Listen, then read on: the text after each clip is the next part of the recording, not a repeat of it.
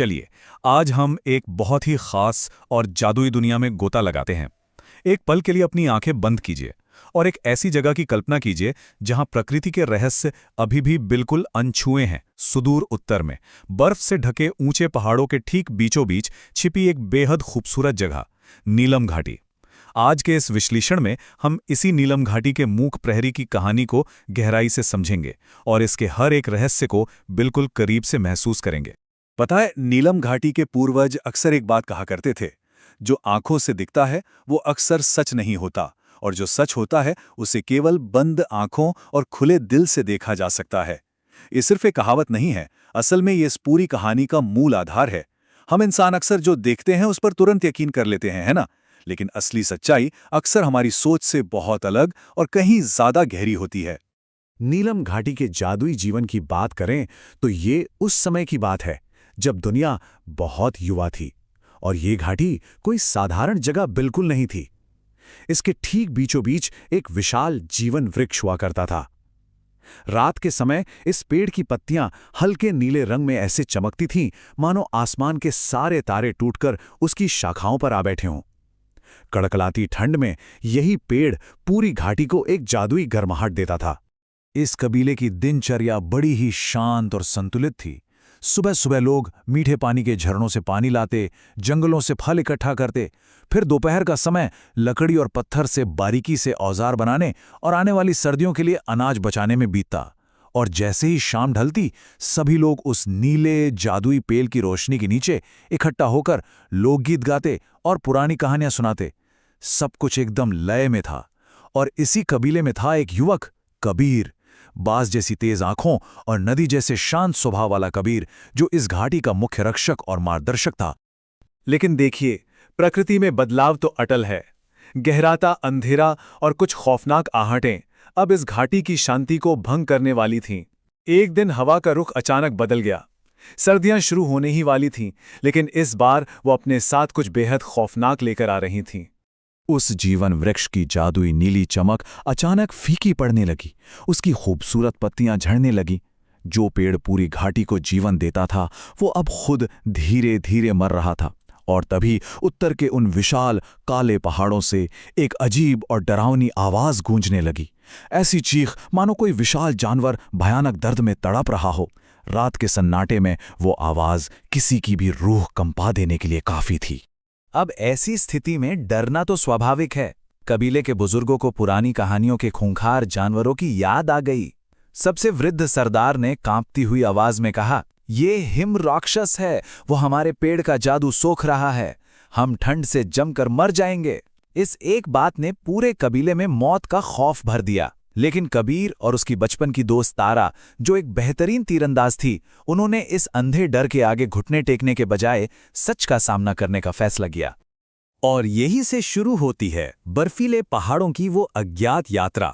अगले ही दिन अपने साथ सिर्फ कुछ सूखी जादुई जड़ी बूटियां, फल और हथियार लेकर कबीर और तारा उस कंपा देने वाले बर्फीले बियाबान और काले पहाड़ों की ओर निकल पड़े। एक ऐसा सफर जो उन्होंने पहले कभी नहीं किया था। ये सफर जितना जानलेवा था, उतना ही खूबसूरत भी। जरा कल्पना कीजिए, पहले दिन वो उन जमे हुए विशाल झरनों को पार कर रहे हैं, जो सूरज की रोशनी में एकदम कांच की तरह चमक रहे थे। दूसरे दिन की रात आसमान में नाचती हुई औरोरा की उन जादुई हरी और गुलाबी रोशनियों ने उनका रास्ता रोशन किया। प्रकृति का विकराल रूप और असीम सौंदर्य दोनों एक साथ थे। और आखिरकार 3 दिन के कड़े संघर्ष के बाद वे सबसे ऊंची चोटी पर मौजूद एक गहरी अंधेरी गुफा तक पहुंच ही गए। वहीं से वो दर्दनाक चीख आ रही थी। अब गुफा का रहस्य और सच्चाई बिल्कुल सामने थी। धड़कनें बहुत तेज थीं। तारा ने कमान पर तीर चढ़ा लिया और कबीर ने अपने भाले को कसकर पकड़ लिया। बहुत ही दबे पांव वो उस गहरे अंधेरे में आगे बढ़े, ये सोचकर कि शायद अब उनका सामना सीधे मौत से होने वाला है। यहां हम एक पल के लिए रुकते हैं। क्या सच में अंदर कोई राक्षस था? क्या हमारा डर हमेशा सच होता है? गुफा के अंदर का वो नज़ारा उन दोनों के सोचने का नजरिया हमेशा के लिए बदलने वाला था। क्योंकि वहां कोई खूंखार राक्षस नहीं था। गुफा के बिल्कुल बीचों बीच एक अत्यंत विशालकाय और राजसी हिम भेड़िया लेटा हुआ था। ये पहाड़ों का वो प्राचीन प्रहरी था जिसका सिर चट्टान जैसा मजबूत और फर चमकती सफेद बर्फ जैसे थे। वो सदियों से इस घाटी की रक्षा कर रहा था, लेकिन वो हमला करने की स्थिति में बिल्कुल नहीं था। वो बुरी तरह घायल था और उसकी सांसें टूट रही थीं। कबीर की तेज आंखों ने असल समस्या को तुरंत भांप लिया। आसमान से गिरा एक उल्कापिंड, एक धधकता हुआ काला पत्थर, उस महान रक्षक के पैर में गहराई तक फंसा हुआ था, और उसमें से एक विनाशकारी काली ऊर्जा निकल रही थी। यही वो काली शक्ति थी जो न केवल इस महान भेड़िए की जान ले रही थी, बल्कि जमीन के अंदर ही अंदर, मीलों दूर नीलम घाटी के उस जादुई जीवन वृक्ष की ऊर्जा को भी सोख रही थी। और यहीं पर आता है कहानी का सबसे अहम मोड़। तारा ने इस पूरी परिस्थिति को एक नए नजरिए से देखा। जो चीज दूर से विनाशकारी लग रही थी, वो खुद कितनी पीड़ा में थी। अज्ञानता का डर अब सच्ची समझ में बदल चुका था। तारा ने अपना तीर नीचे किया और कबीर से कहा, कबीर, ये हमारी जान लेने नहीं आया है, ये तो हमारी मदद मांग रहा है। अब बारी थी प्रकाश और विश्वास की वापसी की। उस जादुई जीव को बचाना बिल्कुल आसान नहीं था। उस काले पत्थर को छूना सीधे मौत को बुलावा देना था। लेकिन इस मूक रक्षक और अपनी घाटी दोनों को बचाने के लिए उन्हें ये जोखिम तो उठाना ही था। ये सबसे नाजुक पल था। दोनों ने मिलकर एक योजना बनाई। कबीर ने बहुत ही सावधानी से अपने मजबूत लकड़ी के भाले को उस धधकते पत्थर के नीचे फंसाया। तारा ने जोर लगाने के लिए एक बड़ी भारी चट्टान उठाई। दोनों ने एक दूसरे को देखा, एक गहरी सांस ली।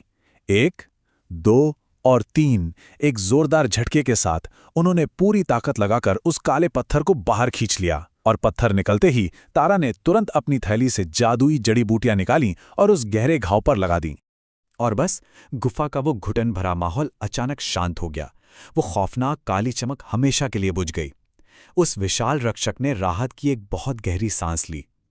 जब उसने अपनी सुनहरी आंखें खोलीं तो उनमें कोई क्रोध नहीं था, बस असीम शांति थी। उसने अपनी बर्फ जैसी सफेद नाक से कबीर के कंधे को बहुत ही हल्के से छुआ। ये उसका शुक्रिया कहने का अपना मूक और पवित्र तरीका था। जब कबीर और तारा वापस नीलम घाटी लौटे तो वहां मौत का सन्नाटा नहीं, बल्कि जीवन का उत्सव मन रहा था। घाटी का पुनर्जन्म हो चुका था। कबीले के लोग खुशी से झूम रहे थे।